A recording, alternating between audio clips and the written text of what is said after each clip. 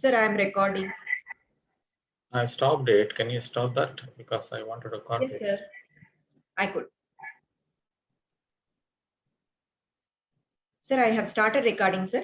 You can go ahead. All right. Okay. Yes. Okay. Fine. Thank you for joining all of you. So this particular part of this talk is going to concentrate on vesico-ureteric reflux in children. So vesico-ureteric reflux, as you all know, is a retrograde passage of urine from the bladder to the kidneys. And if we evaluate those neonates with antenatally diagnosed hydronephrosis, we see around 15 to 20% of them have this vesico-ureteric reflux. And when we evaluate the children with the pediatric tract infection, we see up to 40 to 50% of them have vesico-ureteric reflux. And this vesico-ureteric reflux is common in children, in female children, at the rate of 5:1. And there's a slight difference in the way the vesico-ureteric reflux presents in boys and girls. In boys, most of them are antenatally diagnosed because of a high-grade reflux, and they often have anatomical causes, and the resolution is higher.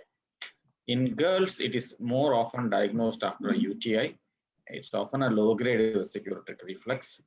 They have the various dysfunctional factors which Dr. Sangeeta has mentioned earlier, like Vincent's curtsy, holding maneuvers, constipation, bowel bladder dysfunction. All those things are pretty common in girls, and the resolution is slightly less. Now, I was telling about these anatomical factors and the functional factors. Anatomical factors, what I mean is, normally when you see the ureteric orifice, it is in the right place in the trigone, whereas in those with anatomical abnormality of this particular portion, the ureteric orifice is laterally placed and the submucosal tunnel is short. Whereas in those with the dysfunction, it is either the bladder which is contracting very frequently, causing more pressures, or it is the detrusor sphincter dysenergia, which means during emptying, the sphincter is contracting, causing a raised intravesical pressure. So this is what I was trying to say. In a normal trigone, you expect the ureteric orifice to be present there with no reflux there. Whereas when the ureteric orifice is laterally placed or further laterally placed, the submucosal tunnel is less, and that leads to vesico-ureteric reflux. Now, vesico-ureteric reflux can be primary or secondary. We'll be using this term MCU and VCUG interchangingly, so you have to be aware of that. So in a primary vesico-ureteric reflux, the bladder shape, the bladder itself look normal, and there is no obstruction below, or there is no abnormality of the bladder. It is just the reflux happening because of the ureteric orifice location or lack of submucosal tunnel. Whereas in a secondary vesico-ureteric reflux, there may be an obstruction like a posterior urethral valve, or there may be a neurogenic bladder. There are multiple causes of secondary vesico-ureteric reflux. I won't go into them all. It can be an obstruction, or it can be voiding dysfunction. Again, can be a bladder abnormality, or it can be a neuropathic bladder due to sacroagenesis or one of those myelomeningocele, causing a typical Christmas tree appearance of the bladder. So a normal bladder should be a round and smooth walled, and this one can be an abnormal bladder, which is quite elongated and then to one side. And that probably is the reason for the vesico-ureteric reflux, means that etiology has to be sorted rather than addressing the vesico-ureteric reflux. Now, this particular study is a nuclear cystogram. A nuclear cystogram is a procedure where you inject the radionuclide directly into the bladder, often by a suprapubic puncture. So there is no catheter involved, and that where the child is asked to pass urine in front of the gamma camera, and then we can see the vesico-ureteric reflux. And when compared to a standard MCU or VCUG, a nuclear cystogram ureterogram has less radiation. It can avoid a catheter, and thus it is less traumatic to a child. It's actually more sensitive in the sense you can actually find even a few few images, that it's measured by measuring the gamma counter measures the radioactive. So even the minuscule amount of reflux which goes up can be picked up by the gamma camera. So it's that way it's more sensitive, but it doesn't give you the anatomical details what we see in the typical MCU. You cannot exclude a posterior urethral valve. You cannot look at the shape of the bladder, and it doesn't give the exact 5 grades what we describe. However, there is less radiation, less trauma, and it is more useful for follow-up and sibling screening. So one has to be aware of this particular study, particularly in older children who we are following up while they are on a medical management. So we all know how to grade vesicular reflux. The international reflux grading system grades it from 1 to 5. Grade 1 is only the distal ureter. Grade 2 is the entire ureter and the pelvic calcial system. From grade 3 onwards, the dilatation of the ureter occurs. Grade 4, there is tortuosity and dilatation of the calyces. And grade 5, there is clubbing of calyces with the gross tortuosity and loss of papillary impressions. Now, reflux nephropathy is seen in around 25 to 40% of children with vesicular reflux. The DMSA scan may reveal a scar, and hypertension is an important sequelae of this. It can be there in 10% with unilateral scarring and then 20% of bilateral scarring. Now, there is a thing called congenital reflux with the global scarring. Global scarring means the entire kidney is reduced in size. The entire kidney appears small but not exactly scarred. So when you see a small sized kidney on ultrasound or on a DMSA scan, you have to be aware of this associated reflux with probably congenital scarring. The infective scarring, you have seen a lot of images. It occurs mainly at the poles because of the compound papilla present there and intrarenal reflux happening in this place. So that is a DMSA scan, a dimercaprasuccinic acid, and this is the upper pole and lower pole causing scarring. And as the scarring occurs more and more, and there is a loss of shape and contour and loss of function, and that probably is a global scarring associated with the compensatory hypertrophy. So there are 2 types of scarring. This is a congenital scar probably, and this is probably an infective scar or acquired scar. Now, renal scarring, the incidence of renal scarring is more in infants. When there are frequent episodes of acute pyelonephritis, there is more scar. And in a high-grade vesicular reflux, they are prone for more scarring. And bacterial virulence factors with this fimbriated E. coli, so they can cause more scarring. The host response also plays a factor, but the genetic factors are supposed to be the most important, and the genetic predisposition for renal scarring is supposed to be the main thing, which decides who goes for scarring and who doesn't go for scarring.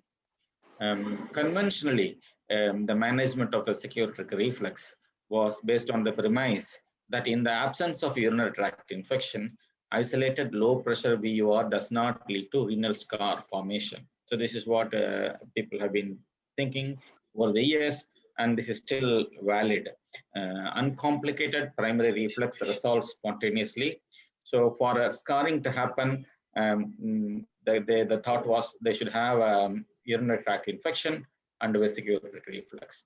The UTA part is controlled by the antibiotic prophylaxis or prompt intervention in the form of a medical management with admission and IV antibiotics in those with an atypical UTI. And vesicular reflux is dealt with if surgical management if it fails to resolve. So the conventional teaching is if either one of them is treated, if you can manage it medically, fair enough. If that doesn't work, go for surgical management to prevent scarring. So that was the aim. Now coming to the resolution rate of vesicular reflux, lower the grade of reflux, better the resolution. So in a grade 1 reflux, around 80% resolve, grade 2 around 60% resolve, grade 3 40% resolve, and as the grade becomes 4 and 5, there is a very poor resolution rate. And boys in first year of life have better resolution even for grade 4 and 5 reflux. Whereas after 1 year, this resolution becomes similar to girls, which means if the reflux persists beyond 1 year in a boy child, then they probably are going to resolve as like any other child. Normal kidneys on DMSA scan. So if the first DMSA scan doesn't show scarring, then probably they have got a better chance to resolve. Younger the age, better the resolution. So a 6-month-old baby has got a higher resolution chance than a 5-year-old child. Then unilateral reflux has got a better resolution chance than bilateral reflux. Presence of anatomical factors like a diverticulum or a duplication make the resolution more difficult. And the low pressure reflux, that means while you start filling the bladder, it starts refluxing, and those are the ones where less resolution. So the grading of the reflux actually helps us in predicting the resolution rate. The median year to resolution, again, like in grade 1 reflux, it probably takes on 2.5 to 3 years. And in grade 2, it takes three years. Grade 3, it takes 4.5 years. And then grade 4 onwards, it's there for a long time, like 10 years. Another question is how long you can put them on antibiotic prophylaxis and how long you go on treating them medically if it is a high-grade reflux. Now, the best candidate for VUR resolution, as I said, are young male children with the normal kidneys, no scars on the DMSA, low-grade vesicular reflux, no anatomical abnormality, and no reflux in the filling phase. So this is a real patient who had this kind of grade 4-5 reflux in the newborn period, and around 2 years, the reflux became something like bilateral grade 3 or grade 2 on one side and 3 on the other side. And then at the age of 5 years, there is reflux still present on one side, but the other side reflux is not there. So at this stage, probably this reflux is not going to resolve because it's already crossed the 5 years. So that is something we need to know how the reflux is evolving over a period of time. Now, poor candidate for VUR resolution, as I said, older children, scarred kidneys, high grade of vesicular reflux, anatomical abnormality. This child has got a renal duplication, and there is a amount of diverticulum formation there, and it's there. So this kind of reflux are very unlikely to resolve. So the initial management of vesicular reflux is medical management. In grade 1 and 2, it is just a simple observation. And in grade 3 to 5, we prefer to go for antibiotic prophylaxis. So trimethoprim is the usual agent, but other agents are also can be used. And we have to treat the bowel bladder dysfunction actively. So we have to elicit that history. It's very important to know that whether that the child is having this problem. And also the compliance. If they are taking the medicine, that's an important thing. If they don't take the medicine, then there is no point in saying that the medicine did not work because they never took it in the first place. Now, regular DMSA scans can be done to see how the scars are progressing, because sometimes these children, they don't present with UTIs, but the renal scarring keeps on progressing from the newborn period to 3 years. It has become really scarred, means then we are probably missing some urinary tract infections.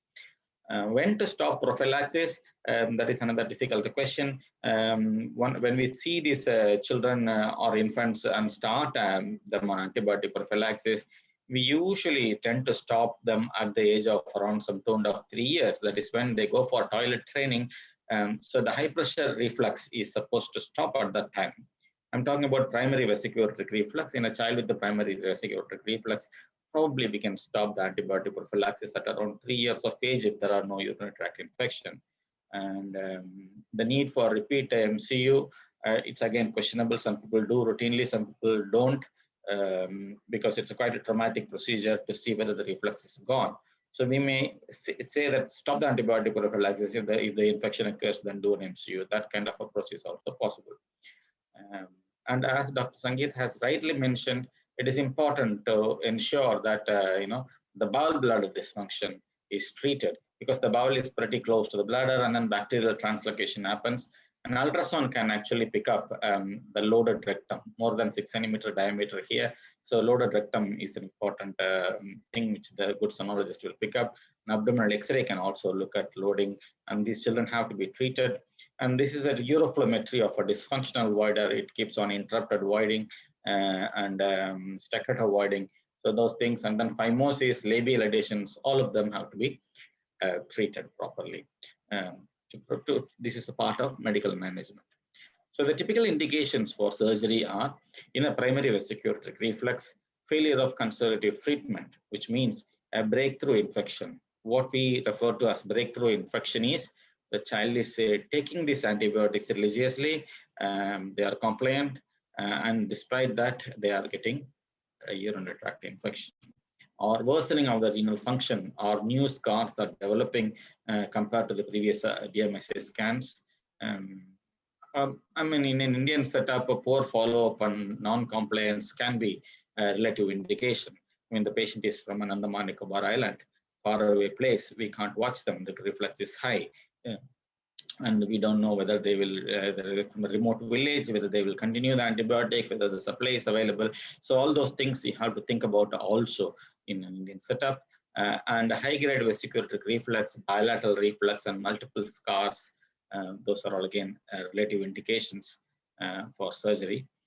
Anatomical factors like a duplex or para-ureteric diverticulum, if they are present, or if there is an obstructed refluxing megaureter. So I mean, those children with the megaureter and vesicular reflux, we know that they are not going to get better. So they are all poor candidates for medical management. So might as well advise them that this is not going to get better. And the failure of conservative treatment in an older child. Now there are times when you see the child at 5 years of age or 7 years of age, and at that time the vesicular reflux is diagnosed or is still present on an MCU. You don't want to start them on antibiotic prophylaxis because that time is gone. So you normally stop antibiotic prophylaxis at the age of 3. So if they present at 4 or 5 with the recurrent UTIs or persistent reflux, and then that is when you cannot keep on giving them antibiotic prophylaxis forever. The principles of ureteric reimplantation are basically to prevent vesicular reflux, prevent obstruction, provide an adequate tunnel width ratio. The classical ratio is 5:1 ratio, where you provide the submucosal tunnel. So this is a 16-year-old boy who presented with DMSA showing scarring, and the reflux was still persistent. He came after quite some time. This is a laparoscopic reimplantation.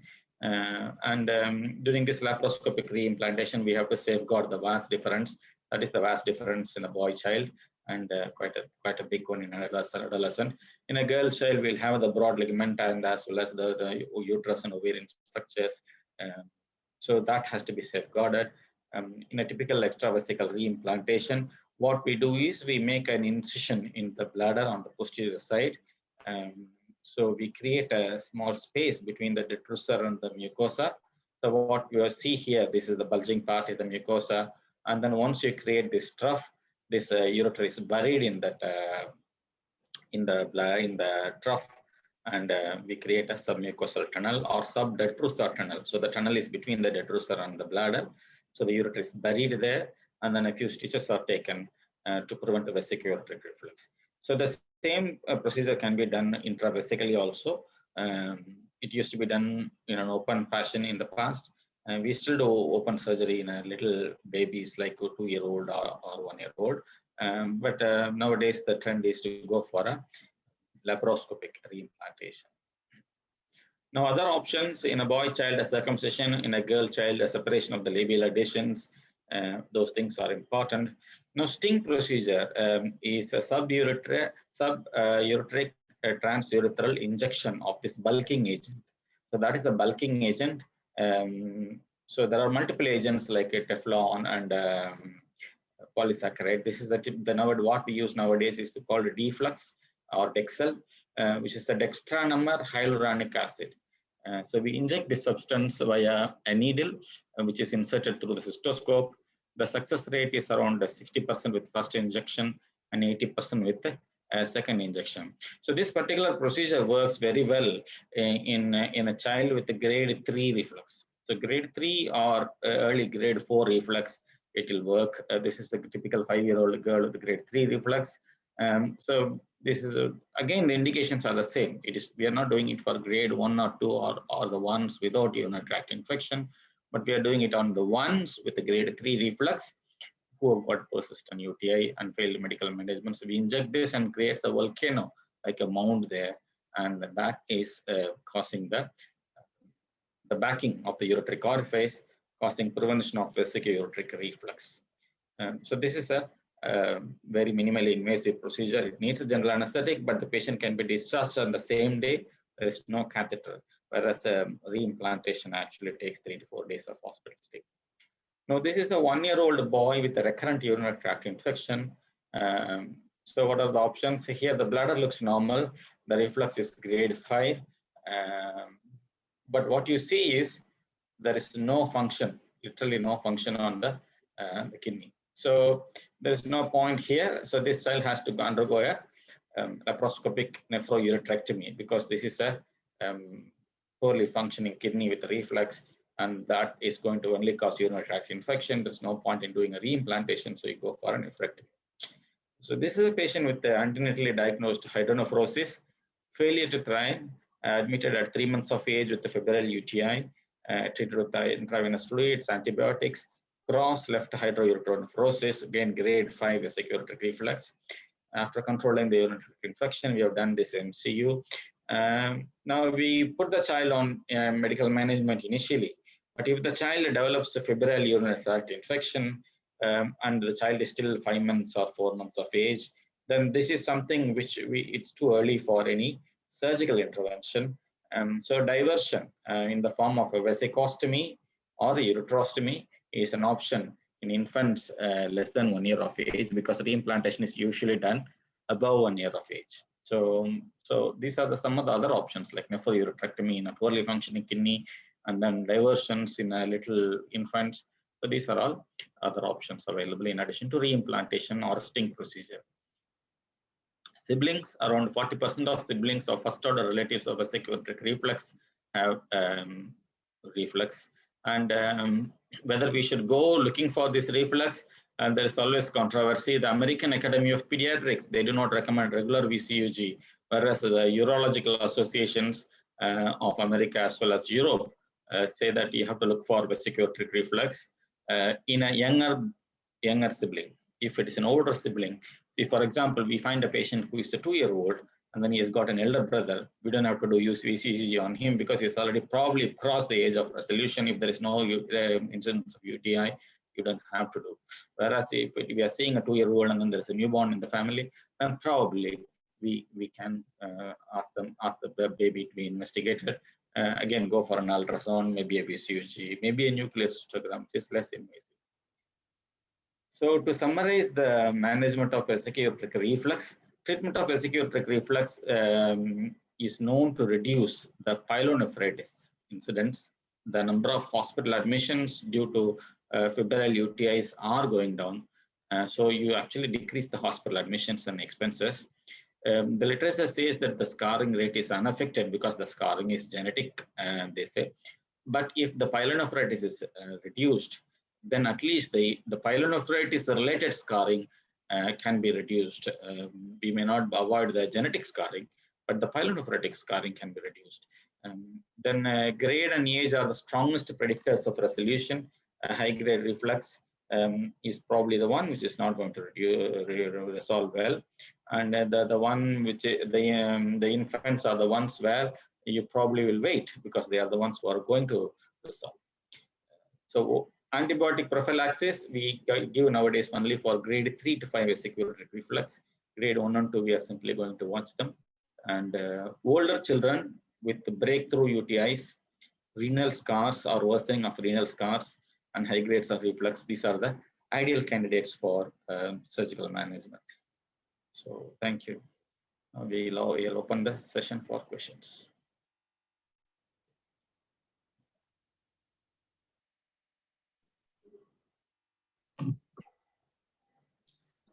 Thank you very much, sir, for the wonderful talk on VUR. We have a few questions, sir. Just a minute.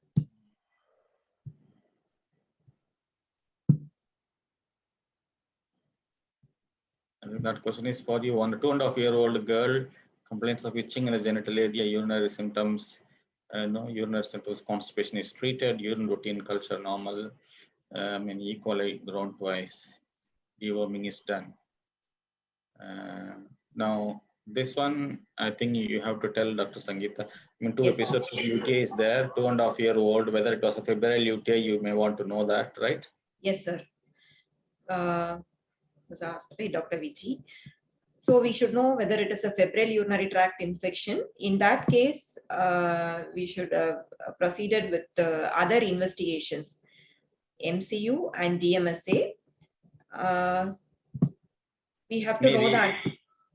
the age is 2.5. Maybe we can do the ultrasound on DMSA first and then take it from there. If the DMSA is still positive, we can go for an MCU, right? Yes, sir. Apart from this, the cause for genital itching would be hypercalciuria. So I also recommend to do urine routine, spot urine calcium creatinine ratio. If it is significant, we may have to go for 24 hours urine protein. Hypercalciuria is one of the common cause for dysuria and frequent genital itching. And I asked Dr. Sangeet.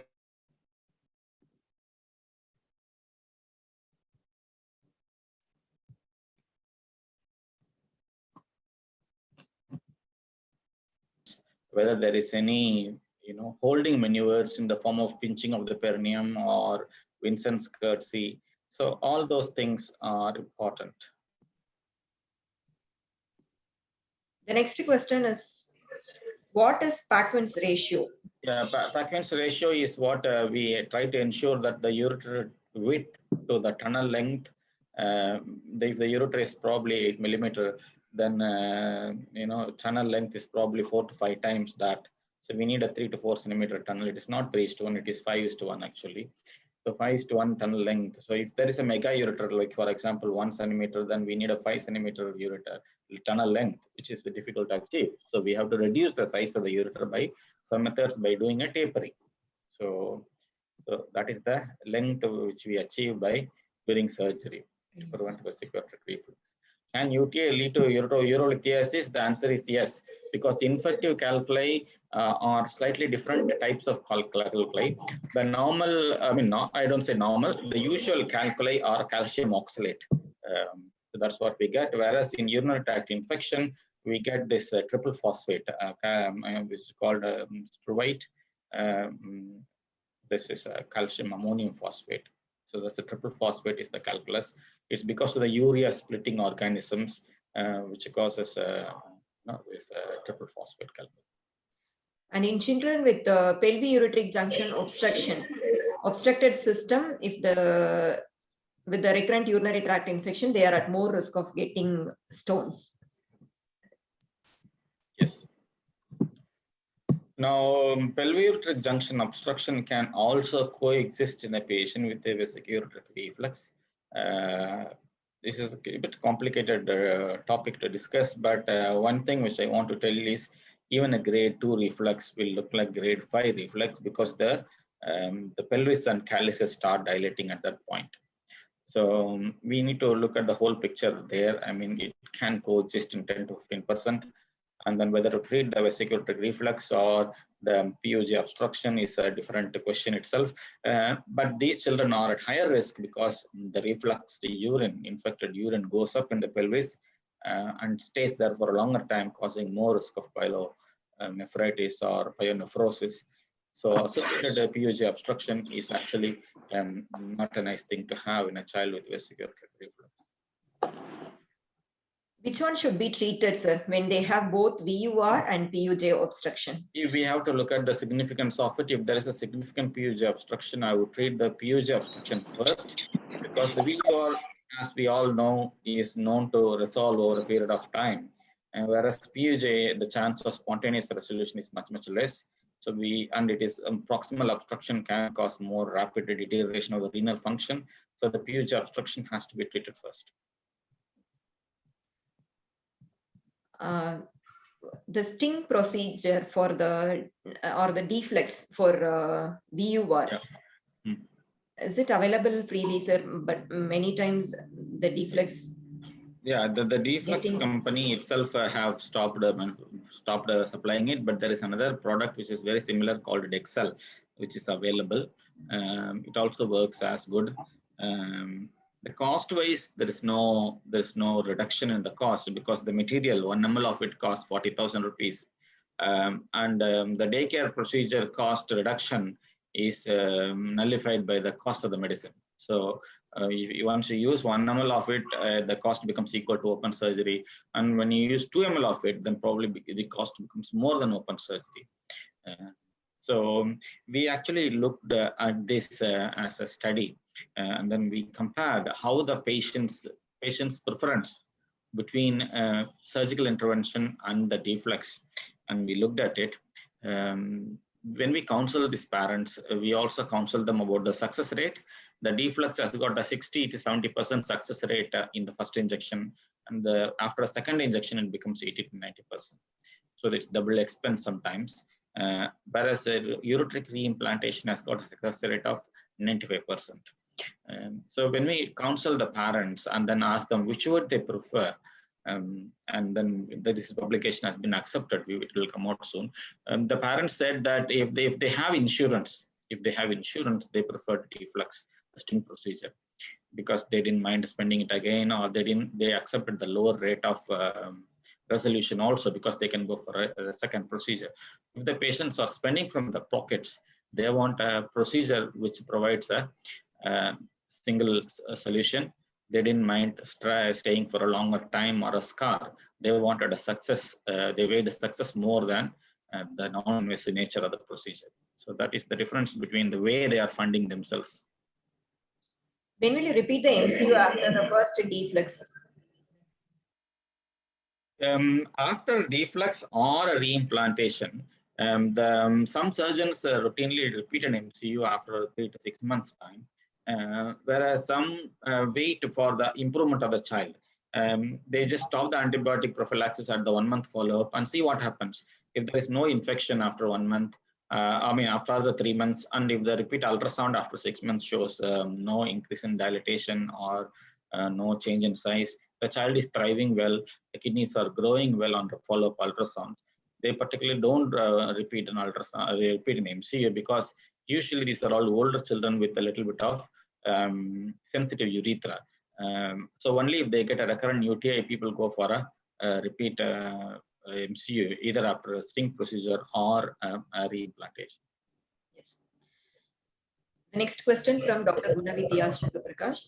Can nitrofurantoin be used empirically before culture is available? Because I find a high rate of cefixime resistance. Okay. So this is depending upon the situation, we have to decide.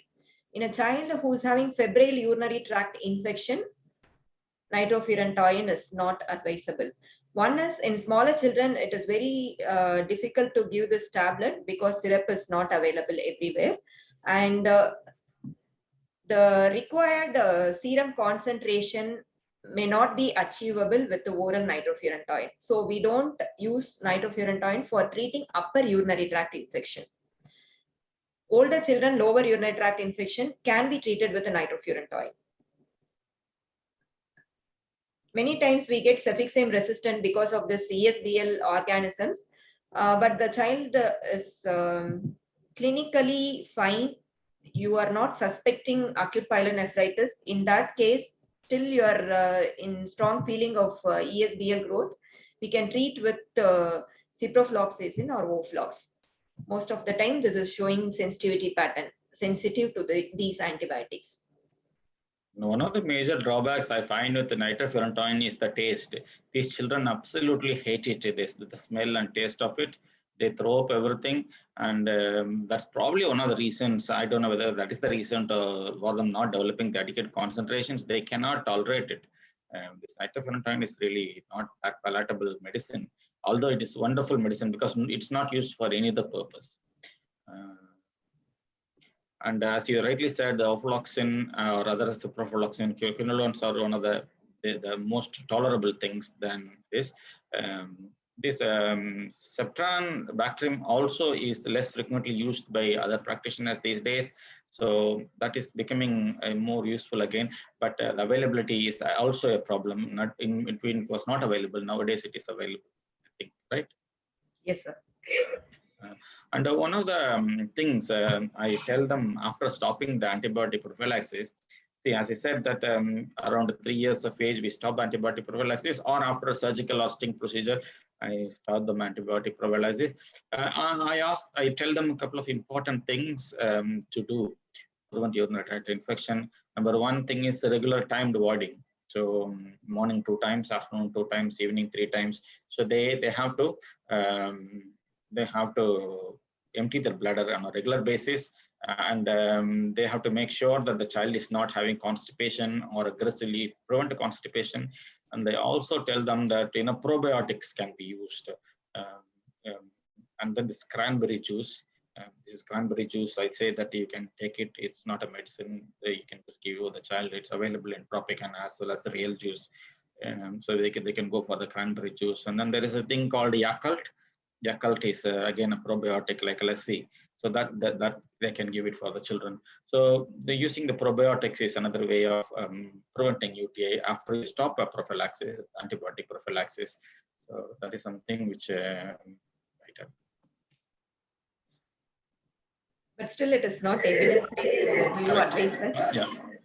Yeah, I mean, it is not evidence-based in children, but in adults, the cranberry juice is well known. The cran pack, it's available as a sachet in the pharmacy also. The next question from Chiti Babu. Can we go for top-down approach for sibling VUR screening? That itself is controversial because sibling VUR, we are not actively promoting it because we can do top-down approach in the sense we can do an ultrasound in all of them. At least ultrasound, if it is normal, then you can relax. If the ultrasound shows some disparity in the size of the kidneys, then you can do.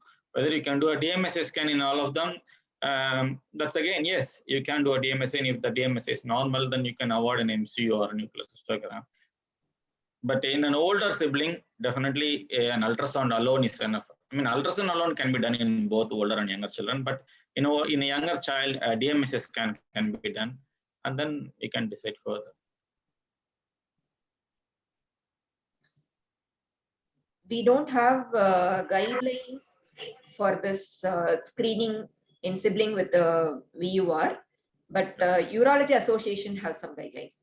That's what the American Pediatric Association they don't advise it, but American Urology as well as European Urology Associations prefer sibling screening of some method. I think they go for an ultrasound or DMSA first. Indian associations, I think they don't have any recommendations yet.